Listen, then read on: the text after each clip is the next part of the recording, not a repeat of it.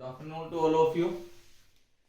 आज हम कुछ सेट्स के रिगार्डिंग कुछ इंपॉर्टेंट क्वेश्चंस डिस्कस करेंगे। पहला क्वेश्चन मैंने बोर्ड पे लिखा हुआ है, in a group of 800 people 550 can speak Hindi, 450 can speak English, how many can speak both Hindi and English.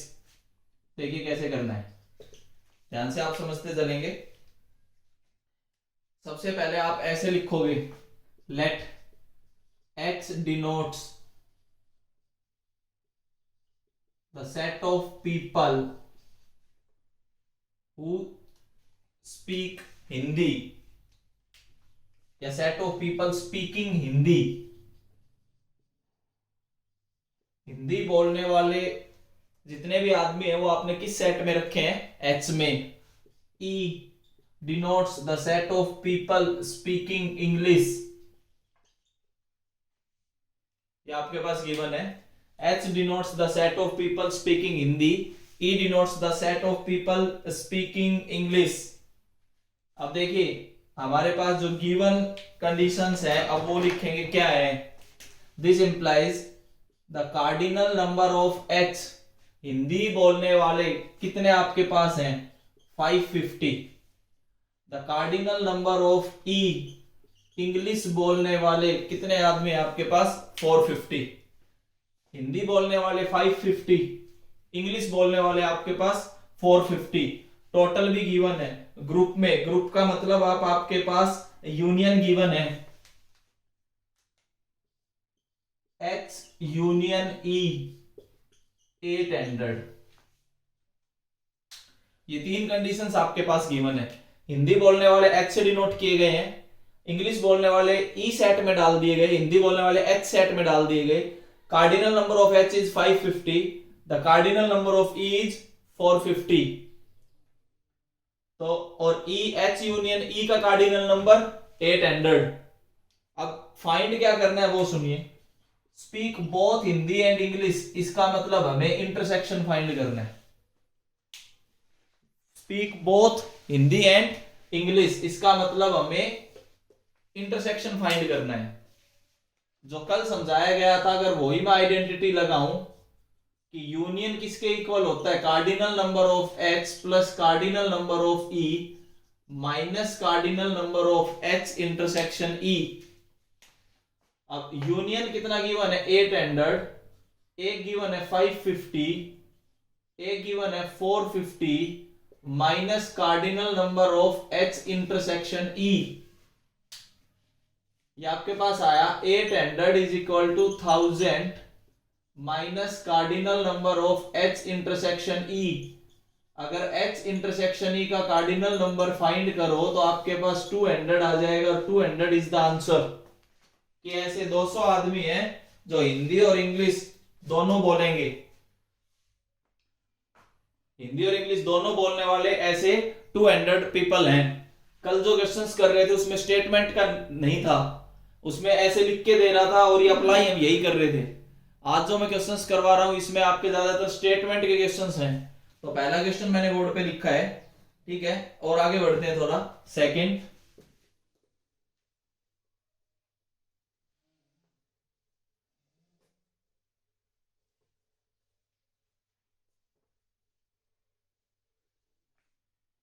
Note जरूर करते चलना। सेकंड क्वेश्चन में लिख रहा हूं, in a group of 50 people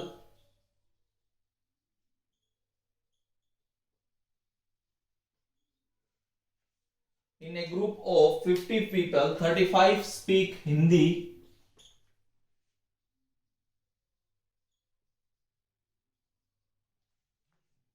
35 speak Hindi, 25 speak both English and Hindi,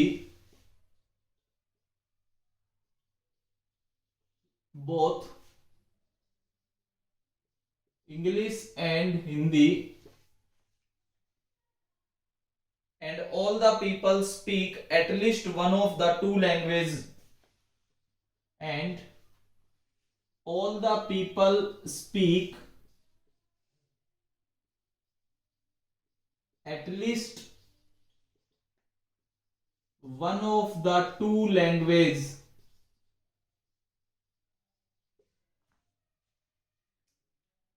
इसके बाद बोला गया how many people speak only English, how many people speak only English and only Hindi.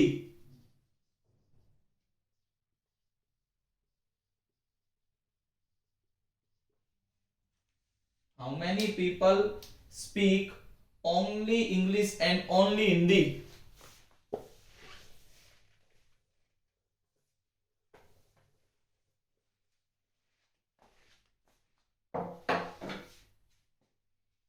देखिए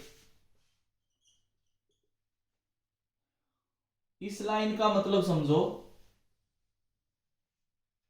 all the people speak at least one of the two language. इस line को समझाने के लिए पहले मैं आपको दो सेट लिख देता हूं, वही H set of people speaking Hindi, E the set of people speaking English. अब इस लाइन का जो मतलब है, इस लाइन का मतलब यही है कि cardinal number of H union E is 50, कि जितने भी पीपल हैं वो कम से कम दोनों में से एक लैंग्वेज जरूर बोलते हैं। ऐसा कोई भी नहीं होगा जो कि यूनियन से बाहर हो, मतलब यूनिवर्सल और यूनियन इसमें बराबर है। All the people speak at least one of the two language, मतलब वो कम से कम एक लैंग्वेज बोलते हैं, इसीलिए इसको यूनियन बोला गया। इसके बाद क्वेश्चन वैसे ही है जैसे आप कर रहे थे।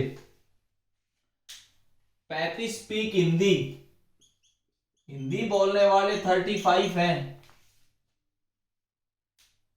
और दोनों बोलने वाले हिंदी और इंग्लिश का इंटरसेक्शन 25 है। ये तीन कंडीशंस दी गई हैं। तीनों कंडीशंस आपको समझ आ रही होंगी। देखिए आगे बढ़ते हैं। पहला part, English only.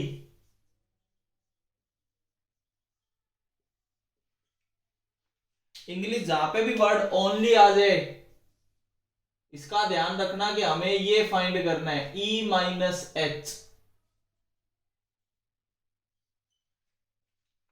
English only का मतलब ई माइनस एच। ई में से एच बोलने वाले हटा देंगे। अब ये कहो कि सर हिंदी ओनली भी पूछा है इसमें तो, और ऊपर हिंदी बोलने वाले बताए गए हैं 35, लेकिन वो हिंदी जो 35 नंबर है उसमें तो वो भी आ चुके, जो हो सकता है इंग्लिश भी बोलते हो, लेकिन यहां पे वर्ड ओनली यूज किया गया है। ओनली का मतलब आप समझना, इंग्लिश ओनली का मतलब हमें ई माइनस एच की बात करनी है। अब आपको ये पता है कि ई माइनस एच फाइंड करने का मतलब होता है कि कार्डिनल नंबर ऑफ ई में से इंटरसेक्शन हटा दिया जाए, ये इसका मीनिंग होता है। इंग्लिश ओनली निकालने के लिए आपको क्या करना पड़ेगा, कार्डिनल नंबर ऑफ ई में से ई इंटरसेक्शन एच घटाना है। अब देखो कार्डिनल नंबर ऑफ ई हमारे पास है नहीं, ई कैसे फाइंड हो? अब जब तक ई नहीं आएगा तब तक आप ई माइनस एच पे कैसे जाओगे? इसको इक्वेशन नंबर 1 लिख लिया मैंने। आल्सो आपको ये पता है कि यूनियन की जो वैल्यू होती है वो cardinal number of H plus cardinal number of E minus cardinal number of E intersection H या एच इंटरसेक्शन ई होती है। इसके एच वाले पार्ट को मैं इधर ले आऊं, H union E minus cardinal number of H is equal to cardinal number of E minus cardinal number of E intersection H. Put in equation first, आप फर्स्ट इक्वेशन में वैल्यू रख दो तो we get cardinal number of E minus H is equal to cardinal number of H union E minus cardinal number of H. इसका RHS देखो और उसका RHS देखो, दोनों का बराबर है, तो इसका मतलब इसका एलएचएस इसका एलएचएस भी बराबर होगा। यूनियन अब हमें पता है कितना है 50, और हिंदी बोलने वाले कितने हैं 35, तो आपके पास आंसर आ गया 15। ये पहले पार्ट का आंसर है कि ऐसे कितने आदमी हैं जो केवल इंग्लिश बोलेंगे। तो हमें डिफरेंस फाइंड करना है कि केवल इंग्लिश बोलने वाले आपके पास कितने आएंगे 15। अब ऐसे उसने कहा कि ओनली हिंदी के और फाइंड करके दिखाओ कि हिंदी बोलने वाले कितने आएंगे। अब देखिए सेम इसी तरीके से आप हिंदी का लिख सकते हैं। हमें सेकंड किसके बारे में बात करनी है हिंदी ओनली। जब आप हिंदी ओनली की बात करेंगे तो इसका मतलब हमें h माइनस ई फाइंड करना है। केवल हिंदी बोलने वाले h माइनस ई। h माइनस ई का मतलब है कि h में से h इंटरसेक्शन ई घटा दो। हिंदी बोलने वाले आपके पास 35 है और बोथ बोलने वाले आपके पास 25 है, तो खाली हिंदी बोलने वाले आपके पास कितने बचेंगे 10 is the answer. Hindi only आ जाए इंग्लिश ओनली आ जाए तो आप इस तरीके से इस क्वेश्चन को कर सकते हैं। ये ओनली वर्ड तब यूज हो तब आपने डिफरेंस पे जाना है। जो बच्चे मेरे साथ लाइव क्लास में जुड़े हुए मैं एक बार उनसे पूछना चाहूंगा कि जो चीज मैंने अभी समझाई यहां तक जितना भी मैंने पढ़ाया है क्या समझ आ रहा है। अगर समझ आया तो please raise your hand.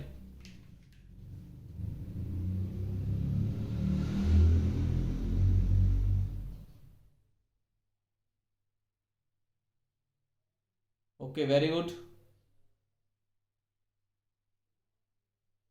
Next पे बात करते हैं, थोड़ा और आगे समझाते हैं।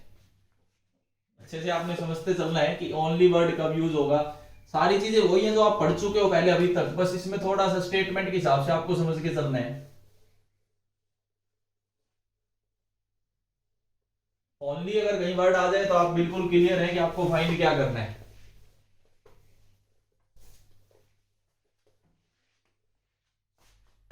नेक्स्ट हम बात करते हैं there are 40 students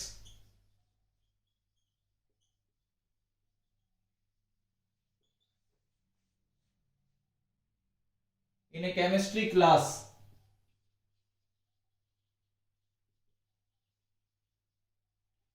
There are 40 students in a chemistry class and 60 students in physics class.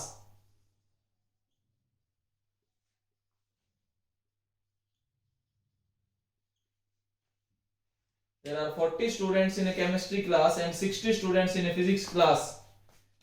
Find the number of students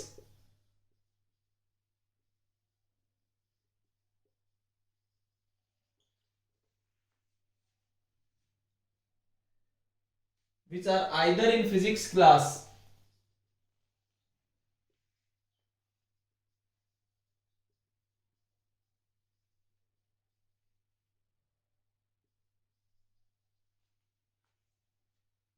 or chemistry class.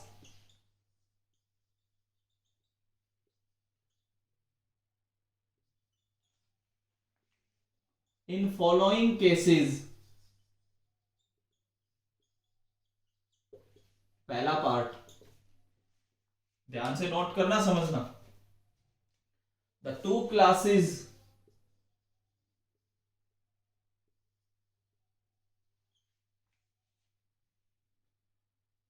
meet at the same hour.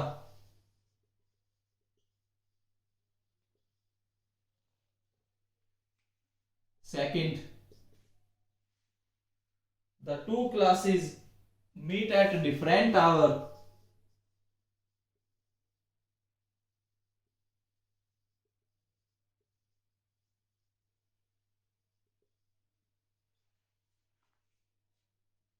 And 20 students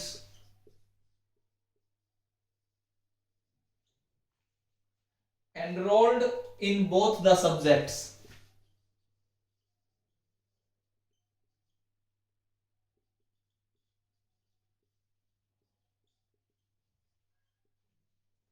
उसने कहा कि physics की class में 40 students हैं ना, sorry chemistry की class में 40 students हैं फिजिक्स की क्लास में 60 स्टूडेंट्स हैं, हमें बताना है कि टोटल नंबर ऑफ स्टूडेंट्स या तो फिजिक्स में या केमिस्ट्री में मिला के कितने होंगे। पहला केस की दोनों क्लासेस एक साथ चल रही हैं, फिजिक्स की क्लास और केमिस्ट्री की क्लास सेम टाइम पे होती है तो। दूसरा केस है कि फिजिक्स की क्लास और केमिस्ट्री की क्लास अलग अलग टाइम पे होती है and 20 students are enrolled in both the subjects. ऐसे 20 स्टूडेंट्स हैं जो दोनों सब्जेक्ट पढ़ रहे हैं। देखिए पहला case, cardinal number of C, chemistry पढ़ने वाले स्टूडेंट्स 40, फिजिक्स पढ़ने वाले स्टूडेंट 60। पहले केस की बात कर रहा हूं। पहले केस में देखो meet at same hour, same hour का मतलब है कि इंटरसेक्शन तो 0 हो गया। भाई आपने सेम टाइम पे फिजिक्स की और केमिस्ट्री की क्लास लगा दी तो ऐसा तो है नहीं कि सेम बच्चा फिजिक्स में भी बैठा मिल सकता है और सेम बच्चा केमिस्ट्री में बैठा मिल सकता है, तो इसका मतलब उस केस में इंटरसेक्शन आपके पास 0 है। जो पहला केस है उसमें सेम आवर है, सेम आवर का मतलब आप दोनों जगह, एक ही बच्चा दोनों जगह सेम टाइम पे क्लास अटेंड नहीं कर सकता, तो इसका मतलब उस केस में इंटरसेक्शन आपके पास 0 है। और हमें फाइंड क्या करना है, सी यूनियन पी, कि आइदर इन केमिस्ट्री क्लास और in physics class disjoint sets का केस है, तो यहां पे डायरेक्ट इसके इक्वल आएगी वैल्यू, क्योंकि ये 0 है। 0 का मतलब क्या होता है, डिसजॉइंट सेट्स। और डिसजॉइंट सेट्स में मैंने आपको समझाया था यूनियन फाइंड करने का तरीका, दोनों को ऐड कर दो। अगर आप दोनों को ऐड करते हो तो देखो आपके पास आंसर क्या आता है, केमिस्ट्री में 40, फिजिक्स में 60, तो पहले का आंसर, पहले पार्ट का आंसर आपके पास 100 आएगा। ये पहला पार्ट था जब सेम टाइम पे आपने क्लास लगा दी। सेकंड पार्ट की बात करते हैं।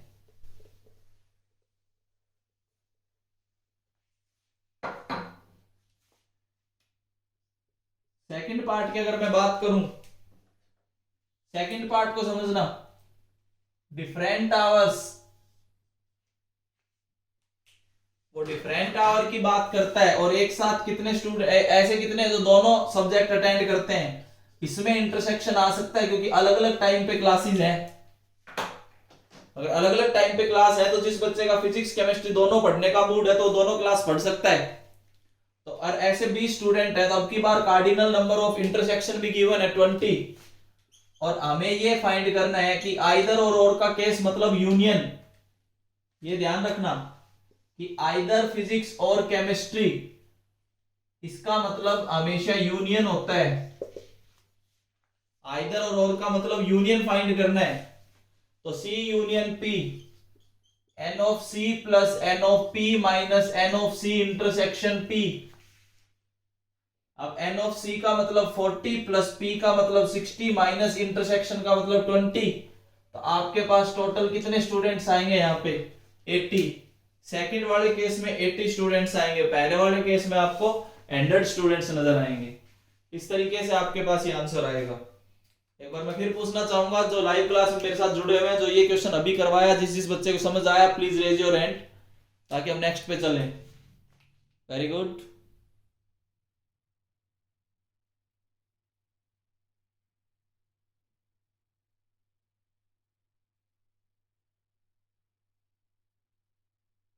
ठीक है, अगला क्वेश्चन देखिए।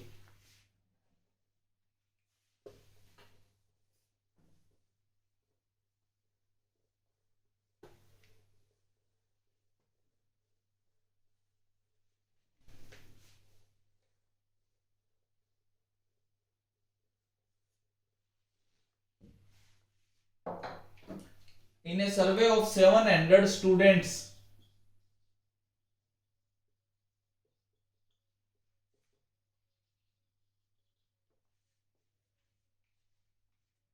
in a college, in a survey of 700 students in a college, 180 जो स्टूडेंट्स हैं were listed as drinking Limca,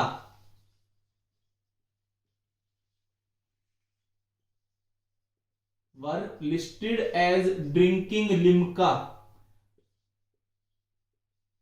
180 students Limca पीते हैं out of 700। 275 as drinking Mirinda.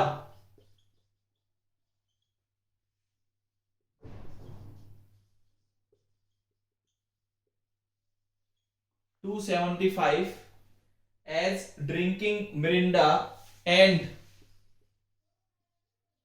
95 as both drinking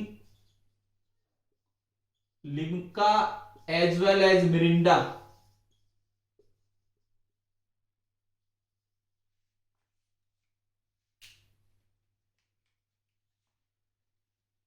Find how many students, पूछा क्या वो देखिए।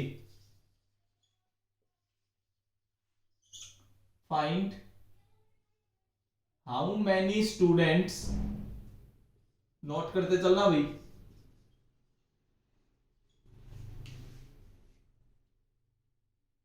were drinking neither Limca nor Mirinda.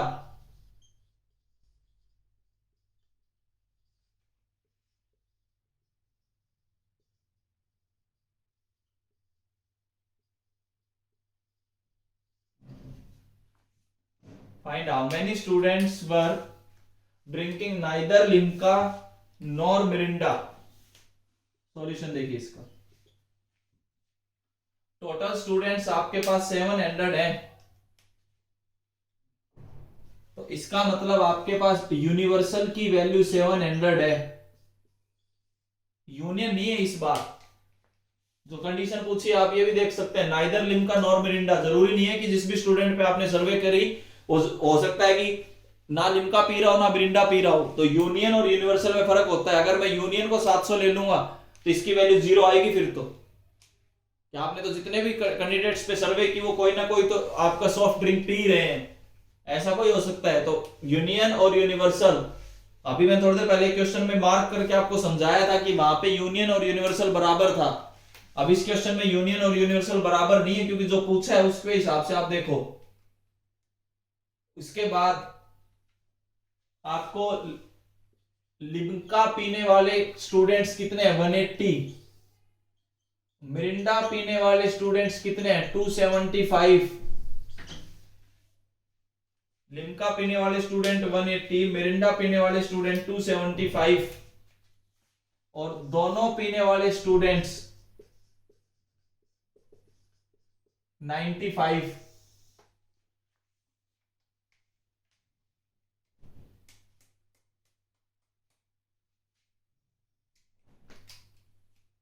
देखिए अब पूछा क्या गया है, ये तो मैंने लिख दिया। जो पूछा गया है नाइदर लिम्का नॉर मिरिंडा,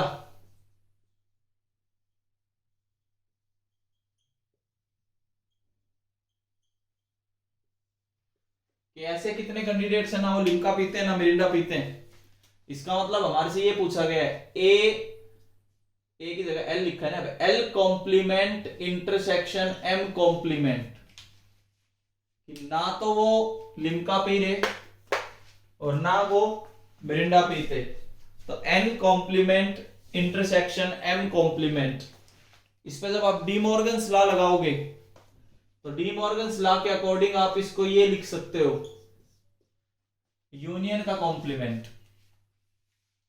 अब यूनियन का कॉम्प्लीमेंट का मतलब क्या हुआ, यूनिवर्सल में से यूनियन घटा देना। यही तो मैं आपको समझा रहा था कि यूनिवर्सल और यूनियन के बीच का जो डिफरेंस है वो तो इसने पूछा है। इसलिए मैंने आपको समझाया है कि वहां पे ऐसा जरूरी नहीं है कि यूनियन को आप 700 ले लो। अगर आपने यूनियन को ही 700 ले लिया तो आपके पास आंसर इसका 0 आ जाएगा। यूनियन और यूनिवर्सल अगर आप सेम लोगे तो इसका मतलब कोई भी ऐसा स्टूडेंट नहीं है जो ना लिम्का पीता हो ना मिरिंडा पीता हो। तो इस हिसाब से आप बात करेंगे। अगर आप वेन डायग्राम में समझना चाहो तो देखो, वेन डायग्राम में ये लिम्का पीने वाले स्टूडेंट्स का सेट है, ये मिरिंडा पीने वाले स्टूडेंट्स का सेट है। जिसको अब मैं लिम्का और मिरिंडा, जिसको अब मैं शेड करूंगा वो पार्ट इसने पूछा है, ये पार्ट ये पूछ रहे हैं।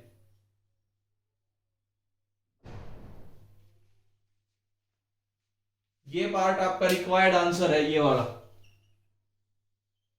Neither Limca nor Mirinda.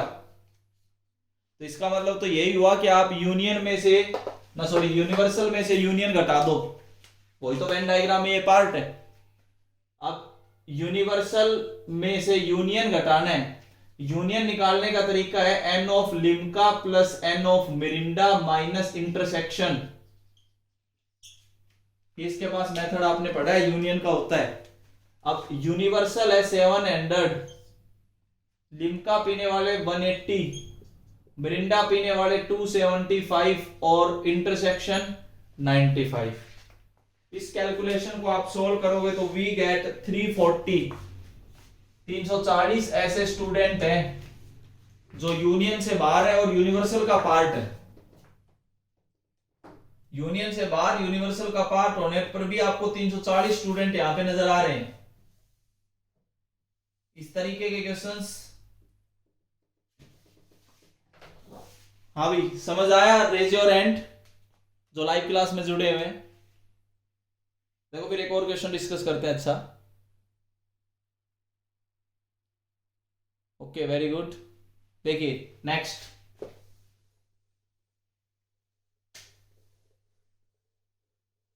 Note जरूर कर लिया करो इनको। एक आज का एक लास्ट क्वेश्चन ये और डिस्कस करेंगे। If A and B be two sets containing 3 and 6 elements respectively,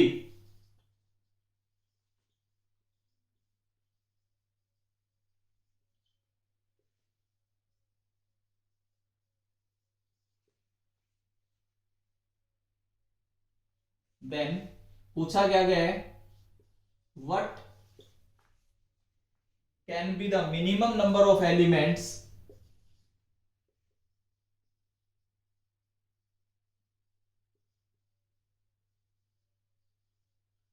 what can be the minimum number of elements in A union B। एक तो ये part, also find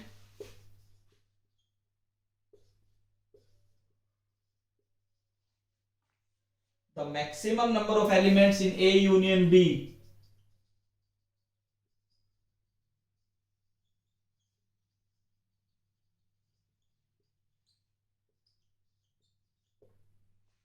Also find the maximum number of elements in A union B। A union B में minimum और maximum दोनों find करने हैं। फटाफट इस क्वेश्चन को नोट कीजिए कि ए में एलिमेंट 3 है, बी में एलिमेंट आपके पास 6 है, और आपको ए यूनियन बी की मिनिमम और मैक्सिमम वैल्यू बतानी है।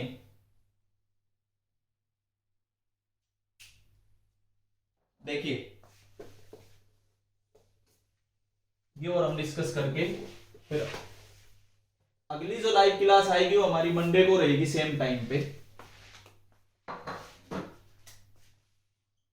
देखिए इसको समझिए, cardinal number of A 3, cardinal number of B 6, ये दो चीजें गिवन है। हमें ये बताना है कि ए यूनियन बी में मैक्सिमम कितने होंगे। पहले अगर मैं मैक्सिमम की बात करूं, अगर मैं ए यूनियन बी के मैक्सिमम की बात करूं तो देखो मैक्सिमम पहले आसान है, ये समझा देता हूं। मैक्सिमम कब आएगा? देखो हमें यह पता है कि A union B cardinal number of A plus cardinal number of B minus cardinal number of A intersection B के इक्वल होता है। अगर मैं इसको मिनिमम लूंगा तो ये घुमा के इसको मैक्सिमम कर देगा। जितना आप कम से कम घटाओगे उतनी बड़ी से बड़ी वैल्यू आएगी इसकी। और एज ए इंटरसेक्शन बी की मिनिमम वैल्यू कितनी ले सकते हैं हम? 0, डिसजॉइंट सेट्स। तो इसका मतलब cardinal number of A union B की maximum value cardinal number of A plus cardinal number of B देता है। जब डिसजॉइंट सेट्स होते हैं तो ए यूनियन बी मैक्सिमम आता है। तो 3 + 6 आंसर क्या आया 9। ये आपके पास पहला पार्ट है जिसमें मतलब हमने मैक्सिमम को फाइंड किया। अब बात करते हैं मिनिमम की। मैक्सिमम कब आ सकता है जब A and B disjoint sets हैं। अब हम बात करते हैं कि हमें चाहिए A union B minimum. Minimum का मतलब है कि हमें ए इंटरसेक्शन बी को क्या लेना होगा मैक्सिमम। और मैक्सिमम तब आ सकता है जब ए की सेट के अंदर दूसरा सेट हो। अब पहले ये बी है, बी सेट के अंदर ही आप कौन सा सेट ले लो ए, तभी ये मैक्सिमम दे सकता है, इंटरसेक्शन मैक्सिमम आ सकता है। इसका मतलब इसकी maximum value A intersection B की मैक्सिमम वैल्यू क्या आ सकती है 3। कब? ये तब आएगा जब A is a subset of B. जब ए बी का सबसेट है तो ए इंटरसेक्शन बी मैक्सिमम देगा। ठीक है। मिनिमम कब आएगा जब डिसजॉइंट हो। जब ए इंटरसेक्शन बी मैक्सिमम कब आएगा जब ए क्या है बी का सबसेट है। तो इसका मतलब cardinal number of A union B की मिनिमम वैल्यू जब फाइंड करना चाहूं तो 3 + 6 - 3 उसको मैक्सिमम ले लिया तो आंसर क्या आएगा 6। कि ए यूनियन बी की मिनिमम वैल्यू तो 6 हो सकती है, मैक्सिमम वैल्यू आपके पास 9 आएगी। इस क्वेश्चन में मैंने क्या समझाया कि मैक्सिमम जब ए यूनियन बी फाइंड करना है तो इसका मतलब ए और बी को डिसजॉइंट सेट्स ले लो। ए और बी को अगर आप डिसजॉइंट सेट्स लोगे तो ए यूनियन बी मैक्सिमम आएगा। अगर ए को बी का सबसेट लोगे तो ए यूनियन बी मिनिमम आएगा। ये शायद मेरी बात को समझ पाए होंगे कि मिनिमम कैसे फाइंड होगा, मैक्सिमम कैसे फाइंड होगा। इससे आगे हम अपने नेक्स्ट वीडियो में और अच्छे क्वेश्चंस डिस्कस करेंगे। Thank you.